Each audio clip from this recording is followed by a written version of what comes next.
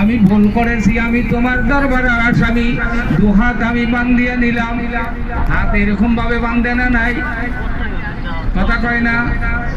হাত বান্ধার পরে এবার বলতেছে আলহামদুলিল্লাহ, কয় না নাই। সূরা ফাতিহা ছাড়া কি নামাজ হয়? এবার যখন বললেন আলহামদুলিল্লাহ, আল্লাহ বলতেছে, আল্লাহর নবী হাদিসের মধ্যে বলছে আসসালাতু মিরাজুল মুমিনিন। নবীজি জানায় দিয়েছে, ও আমার উম্মত, তোমাদের মেরাজ হবে নামাজের মধ্যে, তোমাদের আল্লাহর দিদার হবে নামাজের মধ্যে। নামাজে যখন খারাপ হয়ে যাও, আল্লাহ আরশেও থাকে না, জমিনেও থাকে না, তোমার সামনে হাজির হয়ে যায়। চিল্লে বলো সুবহানাল্লাহ। এই জন্য কবি বলেছে, মান্না গঞ্জ দর জমিনে আসেমা, লেকিন গঞ্জ দর কুলুবে মুমিনা। জোরে বলো সুবহানাল্লাহ। কবি বলে, দুনিয়ার মানুষ আল্লাহ আসমান জমিনে শান্তি পায় না, বান্দায় যদি জায়গা দেয় আল্লাহর সামনে বান্দা দাঁড়িয়ে যায়। নবীও বলেছে, বান্দা তোমার জন্য মেরাজ হলো নামাজ, নামাজে যদি খারাপ হয়ে যাও আল্লাহর দিদার হয়ে যায়। চিল্লে বলো আমিন।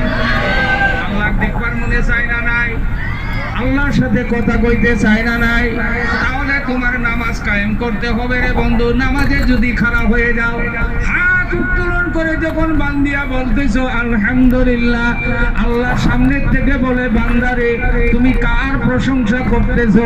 আমি আবার উত্তর দিতেছি রব্বিল আলামিন, আমার যিনি সৃষ্টিকর্তা, আমার যিনি মালিক, আমাকে যিনি বানাইছেন তার ইবাদত করতেছি। একটা একটা করে কথা বলতেছে, সময়ের দিকে তাকায় ছেড়ে দিলাম আমার বন্ধু। এবার যখন সূরা ফাতিহা শেষ হয়ে গেল, আমিন কয়ে আমরা যখন রুকুতে চলে যাই, আল্লাহু আকবার কয়ে মাথা লাগাই না নাই? জোরে বলো, কি কয়ে সিজদা দেই?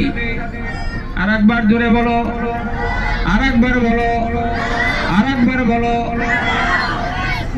আল্লাহু আকবার বলে যখন মাথা নত করলা, এবার আল্লাহ বলে, শয়তান আমি তো তোরে নিচের সাইডটা দেই নাই। আমার বান্দা যখন গুনাহ করার পরে এরকম করে আমার কাছে মাথা নত করে, আমি আল্লাহ তার জীবনের সব গুনাহ মাফ দিয়ে দে। আমার সোনার ভাইয়েরা, তাহলে নামাজের দরকার আছে না নাই? এবার শয়তান বলল, ও মুসা আলাইহিস সালাম, শুনে নেন, শুনে নেন, আপনার আল্লাহ আমার সাথে কথা দিছে, দুনিয়ার মধ্যে যতই পাপ করি যদি একবার সিজদা দেই সব গুনাহ মাফ হয়ে যাবে। দুনিয়ার মানুষ জাহান্নামের রাস্তা দেখায়া আমি যে কবরে আদম আলাইহিস সালামের কবরের নিকটে যাই সিজদা দিব, এটা কার কথা? শয়তানের কথা। শয়তান বলতেছে, আমার দুনিয়ার মানুষ যখন মারা যাবে ওই টাইমে আমি আদম আলাইহিস সালামের কবরে সিজদা দিয়ে কব, আল্লাহ গো তুমি না বলেছো জীবনে যত ভুল করুক যদি একটা সিজদা দাও আমি সব গুনাহ মাফ করে দেই। এটা কার কথা? জোরে কও, কার কথা? মুসা আলাইহিস সালাম করতে কি সালাকের সালাক। এরাও কি আল্লাহ মাফ দিবে? আল্লাহ জিজ্ঞাসা করলো, আল্লাহ শয়তান কি কয়? আদম আলাইহিস সালামের কবরে সিজদা দিবে শেষের বেলায়। এবার দয়া করে বলুন, শয়তান কয়দিন নামাজ পড়বার চাইছে? জোরে কোন। এখন যদি আমাদের দেশে কেউ যদি কয় নামাজ পড়বো একদিন, তাহলে আপনারা বুঝেন নাই যে এটা কার মুরিদ? কার মুরিদ? আরেকবার কোন কার মুরিদ? আরেকবার বলেন কার মুরিদ? আমি কিন্তু কই নাই, আপনারাই কইছেন।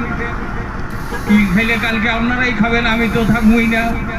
আমার ভাইয়েরা শুনে নাও, এটা হলো শয়তানের মুরিদ, এটা শয়তানের তরিকা। আগেই বলছি, তরিক মানে দুইটা রাস্তা, একটা জান্নাতের রাস্তা, একটা জাহান্নামের রাস্তা। যারা শরীয়ত মানে না, যারা নামাজ পড়ে না, এরা হলো শয়তানের তরিক। নাউযুবিল্লাহ। আমার ভাইয়েরা, তরিক বোঝা গেল। এবার বলতেছিলাম ভাইয়েরা, নামাজ যদি পড়ো, নামাজের জন্য একটা ঘরের দরকার আছে না নাই? আছে না নাই? আল্লাহ নবী সাল্লাল্লাহু আলাইহি সাল্লাম বলে দেন, উম্মত রে, দুনিয়ার মধ্যে যদি তুমি তোমার বাড়ির থাকিয়া, তোমার ঘরের থাকিয়া আল্লাহর ঘরটা যদি ছোট হয়ে যায়, আল্লাহর ঘরটা যদি দুর্বল হয়ে যায়, আমি নবী বলে দিলাম আমার আল্লাহ নারাজ হয়ে যায়, ওই বাড়িতে শান্তি থাকবে না। তুমি যতই চেষ্টা করো তোমার বাড়িটা থাকিয়া আল্লাহর ঘর সবে আগে সুন্দর বানাইবা। কাবা ঘর দেখছেন না? ইনশাল্লাহ কাবা ঘর দেখছেন? কেউ গেছিলেন?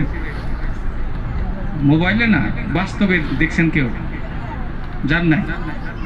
জিজ্ঞেস করে দেখেন, যারা হজে গেছে তাদের জিজ্ঞেস করবেন। আপনাদের দোয়ায় আল্লাহ আমারে কয়েকবার নিছে, কয়েকবার আল্লাহ নিছে। হ্যাঁ, সম্মানিত ভাইয়েরা, আল্লাহর কাবা ঘরের একটা পোস্ট, একটা খুঁটি, হেরামের একটা খুঁটির দাম আমাদের দেশে 2 তলা বিল্ডিং 5টা হবে না। সুবহানাল্লাহ।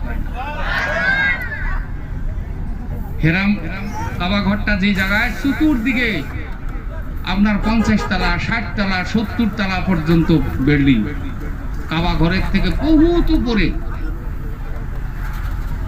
সারা ঘরটা বিক্রি করলে যা দাম হবে না, আল্লাহর হেরাম শরীফের মধ্যে বন্ধু ঢুকলে একটা একটা নিয়ামত দেখলে তোমার জীবনের চোখ ফিরবে না।